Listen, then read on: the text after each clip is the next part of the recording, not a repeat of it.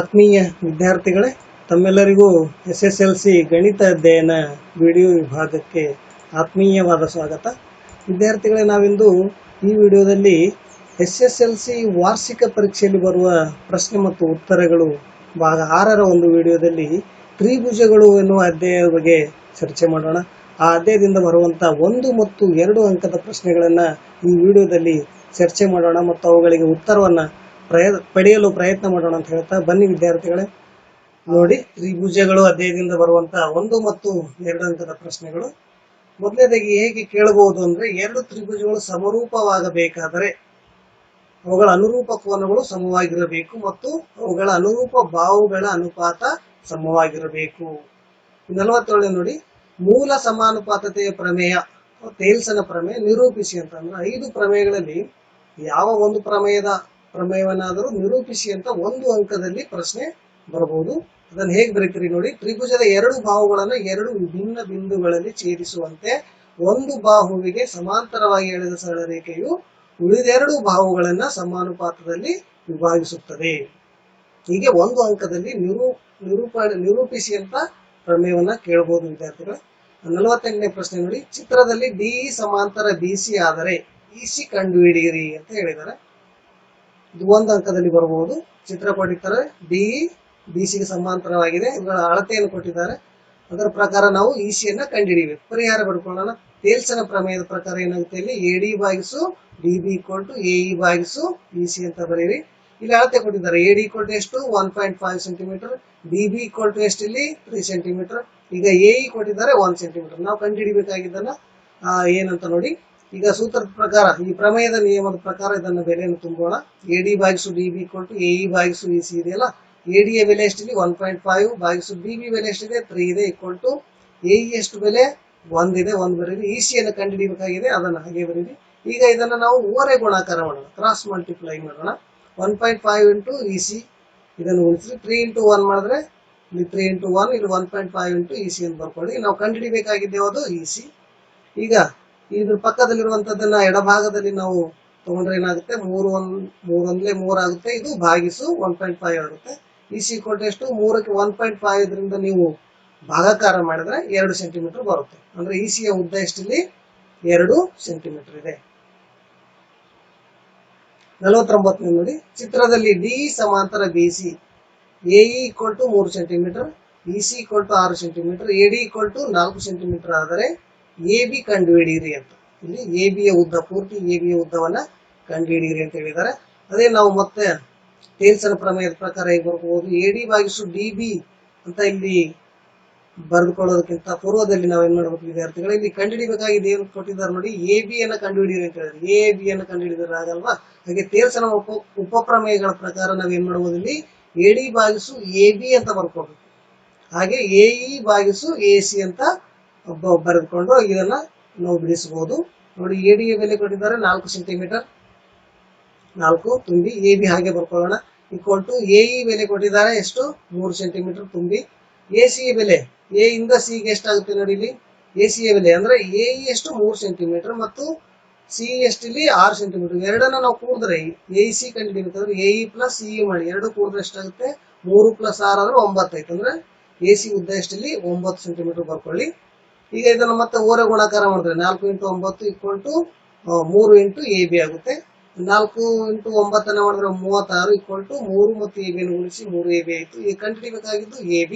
ಇದನ್ನ ನಾವು ಎಡಭಾಗ ತೆಗೆದುಕೊಂಡು ಬನ್ನಿ, 36 ಭಾಗಿಸು 3 ಆಗುತ್ತೆ. 36ಕ್ಕೆ 3ರಿಂದ ನಾವು ಭಾಗ ಮಾಡಿದ್ರೆ 12 ಆಗುತ್ತೆ. ಅಂದ್ರೆ AB ಅಳತೆ ಎಷ್ಟಿಲ್ಲಿ 12 ಸೆಂಟಿಮೀಟರ್. ಹಾಗೆ 50ನೇ ಪ್ರಶ್ನೆ ನೋಡಿ, ತ್ರಿಭುಜ ABC ಯಲ್ಲಿ DE ಸಮಾಂತರ BC AD 5 centimetre, BD 7 centimetre ಮತ್ತು AC 18 ಸೆಂಟಿಮೀಟರ್ಗಳಾದರೆ AE ಯನ್ನ ಕಂಡುಹಿಡಿಯಿರಿ ಅಂತ ಹೇಳಿದ್ದಾರೆ. AE ಯನ್ನ ಕಂಡುಹಿಡಿಬೇಕು, ನಾವು ಈ ಒಂದು ಭಾಗವನ್ನ ಕಂಡುಹಿಡಿಯಬೇಕು. ಚಿತ್ರವನ್ನ ಗಮನಿಸಿ. ಅದೇ ಪರಿಹಾರದಲ್ಲಿ ಮತ್ತೆ ನಾವು ತೇಲ್ಸನ ಪ್ರಮೇಯದ ಪ್ರಕಾರ AD ಭಾಗಿಸು AB AE ಭಾಗಿಸು AC ಅಂತ ಬರ್ಕೊಳ್ಳೋಣ. ಈಗ AD ಅಳತೆ ಕೊಟ್ಟಿದ್ದಾರೆ ಎಷ್ಟು 5 ಸೆಂಟಿಮೀಟರ್ ತುಂಬಿ. AB ಅಳತೆ, AB ಅಂದ್ರೆ ಇಲ್ಲಿಂದ ಇಲ್ಲಿ ಉದ್ದ AB ಎಷ್ಟಾಗುತ್ತೆ, ಇದು 5 ಸೆಂಟಿಮೀಟರ್ ಇದೆ.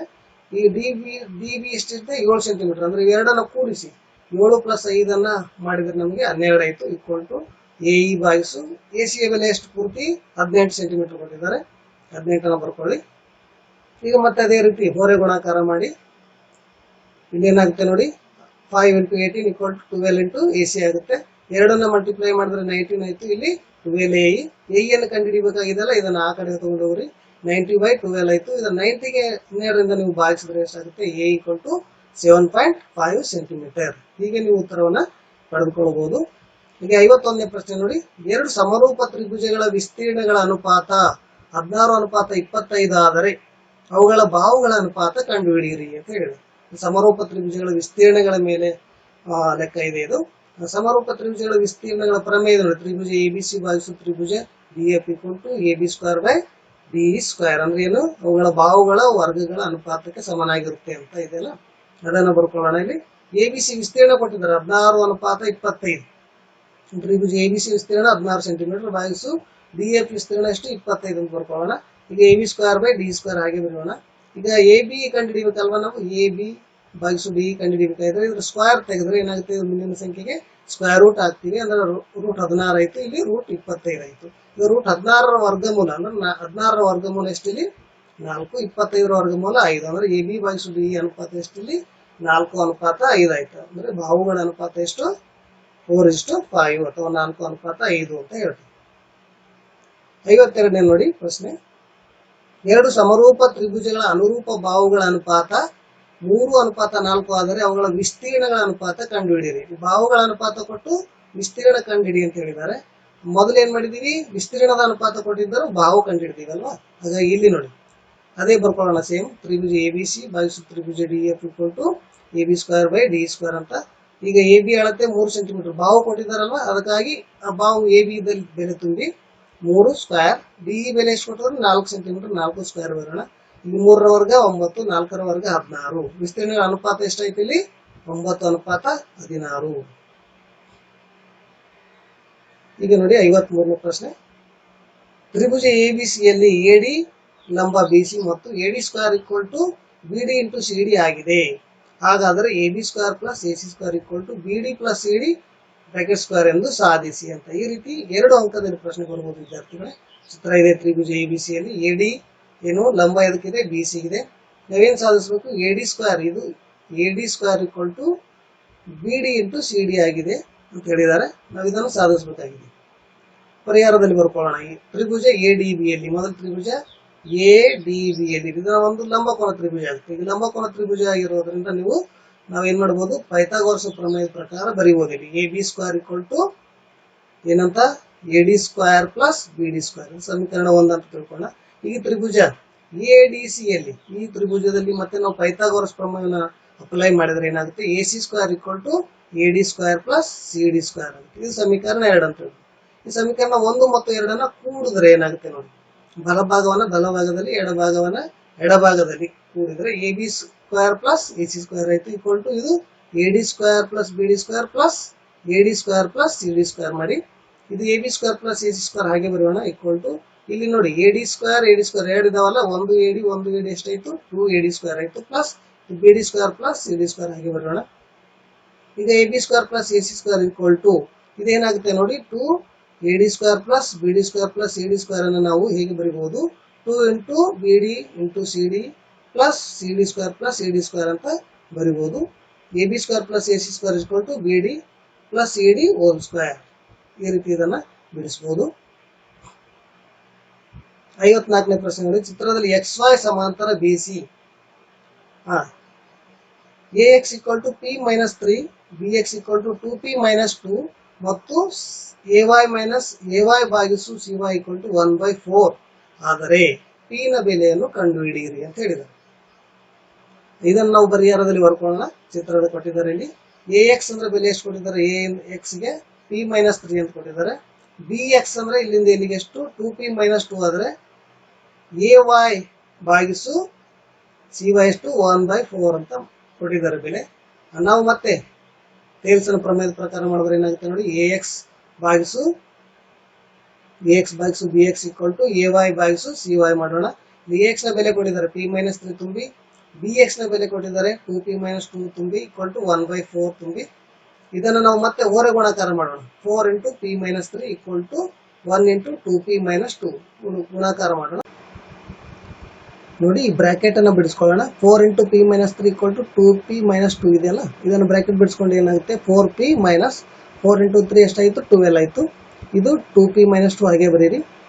ಈಗ ಇಲ್ಲಿ ಬಲಭಾಗದಲ್ಲಿರುವಂತಹ ಬೆಲೆಗಳನ್ನು ನಾವು ಎಡಭಾಗದಲ್ಲಿ ತರೋಣ.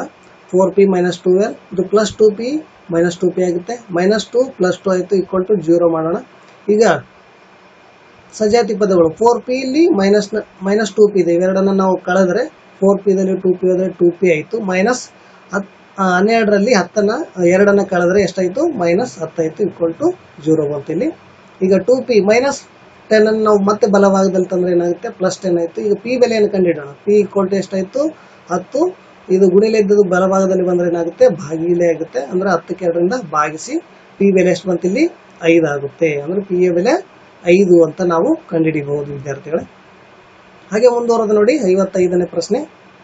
ಚಿತ್ರದಲ್ಲಿ ABC ಮತ್ತು DBC ಎಂಬ ಎರಡು ತ್ರಿಭುಜಗಳು ಒಂದೇ ಪಾದ BC ಯ ಮೇಲಿವೆ. AD ಮತ್ತು BCಗಳು ಪರಸ್ಪರ O ಬಿಂದುವಿನಲ್ಲಿ ಛೇದಿಸಿದರೆ ವಿಸ್ತೀರ್ಣ ABC ಭಾಗಿಸು ವಿಸ್ತೀರ್ಣ DBC = AO/DO ಎಂದು ಸಾಧಿಸಿ ಅಂತ. ಈ ರೀತಿ 2 ಅಂಕದಲ್ಲಿ ಪ್ರಶ್ನೆ ಬರಬಹುದು. ಚಿತ್ರವನ್ನು ಗಮನಿಸೋಣ ನಾವು.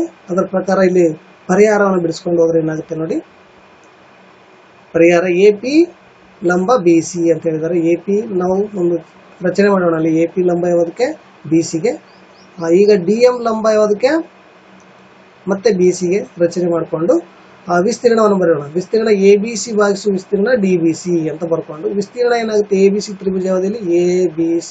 ಈ ತ್ರಿಭುಜದ ವಿಸ್ತೀರ್ಣದ ಸೂತ್ರ ಏನಿದೆ ಅರ್ಧ ಪಾದ ಗುಣಿಸು ಎತ್ತರ. ಇಲ್ಲಿ ಅರ್ಧ ಅಂದ್ರೆ 1/2. ಪಾದ ಯಾವುದಾಗುತ್ತೆ BC, ಎತ್ತರ ಏನಿಲ್ಲಿ AP ಅಂತ ಬರ್ಕೊಳ್ಳಿ. ಹಾಗೆ DBC ವಿಸ್ತೀರ್ಣ DBC ಈ ತ್ರಿಭುಜದ ವಿಸ್ತೀರ್ಣ ಏನಾಗುತ್ತೆ ಅರ್ಧ ಗುಣಿಸು ಪಾದ ಗುಣಿಸು ಎತ್ತರ. ಇಲ್ಲಿ ಪಾದ ಮತ್ತೆ BC ಆಗುತ್ತೆ, ಎತ್ತರ ಏನಾಯ್ತು ಇಲ್ಲಿ DM ಆಯಿತು. ಈಗ ಇವೆಲ್ಲ ನಾವು ಕ್ಯಾನ್ಸಲ್ ಮಾಡೋದು. 1/2 ಆಯಿತು, BC ಆಯಿತು, ಉಳಿದಿದ್ದೇನಲ್ಲಿ AP ಭಾಗಿಸು DM ಆಯಿತು. ಇದು ಸಮೀಕರಣ 1 ಅಂತ ಭಾವಿಸಿ. ಈಗ ತ್ರಿಭುಜ APO ಮತ್ತು ತ್ರಿಭುಜ DMOಗಳಲ್ಲಿ APO ಯಾವ್ದು ನೋಡಿ ಇಲ್ಲಿ APO ಈ ತ್ರಿಭುಜ ಒಳಗಡೆ ಇರುವಂಥ ಚಿಕ್ಕ ತ್ರಿಭುಜ, ಇನ್ನೊಂದು ಮತ್ತು DMOಗಳಲ್ಲಿ DMO ಇಲ್ಲಿ ಒಳಗಡೆ ಉಂಟಾಗಿರುವಂಥ 2 ಚಿಕ್ಕ ತ್ರಿಭುಜಗಳನ್ನು ನಾವು ಹೋಲಿಸೋಣ. ಈಗ ತ್ರಿಭುಜ APO DMOಗಳಲ್ಲಿ ಕೋನ APO = ಕೋನ DMO 90 ಡಿಗ್ರಿ ಆಗಿರುತ್ತೆ. ಅಂದ್ರೆ ಕೋನ ಯಾವುದಿಲ್ಲಿ APO ಅಂದ್ರೆ P ಕೋನ ಮತ್ತು M ಕೋನ ಇವೆರಡು ಏನಾಗಿರ್ತಾವೆ 90 ಡಿಗ್ರಿ ಅಂದ್ರೆ ಒಂದಕ್ಕೊಂದು ಸಮನಾಗಿದ್ದಾವೆ. ಹಾಗಾಗಿ ಕೋನ O = ಕೋನ O ಅಂದ್ರೆ AOP = DOM ಅಂದ್ರೆ AOP = ಯಾವುದು DOM ಅಂದ್ರೆ ಈ O ಕೋನ ಏನಾಗಿದೆ 2 ತ್ರಿಭುಜಗಳಿಗೆ ಸಂಗಾಮಿಕ ಕೋನ ಆಗಿರೋದ್ರಿಂದ ಅದು ಆ ಕೋನವು ಸಹ ಸಮನಾಗಿದೆ ಅಂತ ಬರ್ಕೊಳ್ಳೋಣ. ಆದ್ದರಿಂದ ಏನು ಹೇಳ್ಬೋದು 2 ತ್ರಿಭುಜಗಳು ಸಮರೂಪ ತ್ರಿಭುಜಗಳು ಅಂತ ಹೇಳಿ ಕೋಕೋ ನಿರ್ಧಾರಕ ಗುಣದ ಆಧಾರದ ಮೇಲೆ 2 ತ್ರಿಭುಜಗಳು ಸಮರೂಪ ಆಗಿದ್ದಾವೆ. ಹಾಗಾಗಿ ಸಮರೂಪ ತ್ರಿಭುಜಗಳಿಂದ ಅವುಗಳ ಬಾಹುಗಳ ಅನುಪಾತಗಳು ಸಮನಾಗಿರ್ತವೆ. ಅಂದ್ರೆ AP ಭಾಗಿಸು DM = AO ಭಾಗಿಸು DO ಸಮೀಕರಣ 2 ಅಂತ ಬರ್ಕೊಳ್ಳೋಣ. ಸಮೀಕರಣ 1 ಮತ್ತು 2ರಿಂದ ಅದನ್ನು ಮಾಡಿದ್ರೆ ಏನಾಗುತ್ತೆ ನೋಡಿ ವಿಸ್ತೀರ್ಣ ABC ಭಾಗಿಸು ವಿಸ್ತೀರ್ಣ DBC = AO/DO ಅಂತ ನಾವು ಸಾಧಿಸಬಹುದು ವಿದ್ಯಾರ್ಥಿಗಳು. ಈ ರೀತಿ ನಾವು ಈ ತ್ರಿಭುಜಗಳ ಅಧ್ಯಾಯದಿಂದ ಸಮೀಕರಣವನ್ನು ಬಿಡಿಸಿದ್ದೀವಿ ವಿದ್ಯಾರ್ಥಿಗಳೇ. ಅನೇಕ ಸಮಸ್ಯೆಗಳನ್ನು ಈ ರೀತಿ ಪುಸ್ತಕಗಳಲ್ಲಿದ್ದಾವೆ, ಅವುಗಳನ್ನು ನೋಡಿ ಅಭ್ಯಾಸ ಮಾಡಿ ಇನ್ನೂ ಹೆಚ್ಚಿನ ಪ್ರಯತ್ನವನ್ನು ಮಾಡಿ ಬಿಡಿಸಲು ಅಂತ ಹೇಳ್ತಾ ಇಲ್ಲಿವರೆಗೂ ಈ ವಿಡಿಯೋವನ್ನು ವೀಕ್ಷಿಸಿದ್ದಕ್ಕಾಗಿ ತಮಗೆಲ್ಲರಿಗೂ ಆತ್ಮೀಯವಾದಂಥ ಧನ್ಯವಾದಗಳು.